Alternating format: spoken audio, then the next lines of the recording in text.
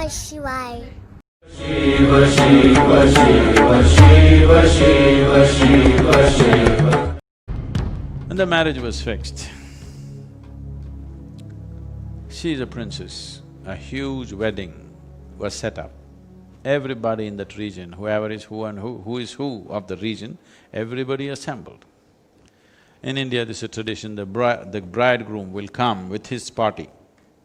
Usually you will see today, he will come riding a horse and big… They will show off their wealth and the bridegroom's people will come in full attire, showing off how they're better than the bride's people. But here, Shiva came, dreadlocked, matted hair, smeared from head to toe in ash, wearing the skin of an elephant which has just been slain, fresh skin, bleeding, dripping blood. And he came fully inebriated, completely stoned out, like that. And all his people, they're all demented and distorted beings. They're not in human form and they're making some nobody can understand kind of noises among themselves, a language that nobody can understand. And Meera, Parvati's mother, looked at this groom and she again omaed. Oh no! And she fainted. Then Parvati went and begged Shiva, for my mother's sake, put on a little better, I don't mind the way you are. I just don't mind how you are. All I want is you, the way you are. But for my mother's sake, just show a little more pleasant self. He said, okay. And he put on a very beautiful form, attired himself well.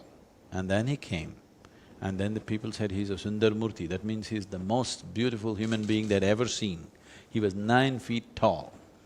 They say when he stood, he was level with the horse's head. This description is there in many scriptures. When he came down south, they said he was twice the height of an average woman. Generally in South India, now it's all mixed up, otherwise, southern Indian people, women were generally 4.5 to 5 feet, less than 5 feet. So they said he is twice that of an average woman, that's how they described here.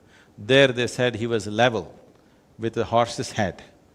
So approximately 9 feet tall man, the most beautiful man, and everybody was awestruck by his presence.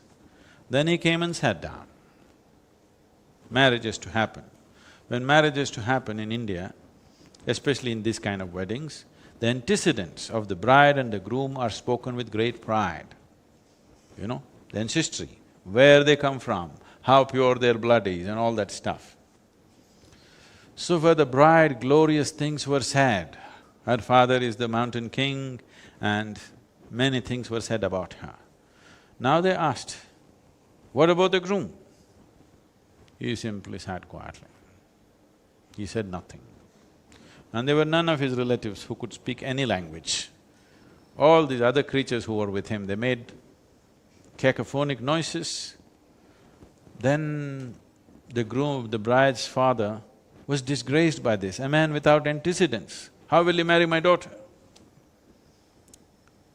Nobody knows where he comes from, who his parents are, what is his lineage. How can I give my daughter to this man? He rose up in anger. Then there was a sage, Narada, who had a single-stringed instrument called ektara.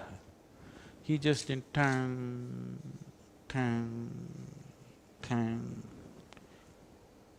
The king got even more angry. What are you doing ektara for? Narada said, this is his antecedents. He has no father, he has no mother. Then what's his basis? Tang. His basis is sound, reverberation. He's just born out of a reverberation. He has no parentage, no antecedents, no lineage. Then the king was freaking, but the wedding happened.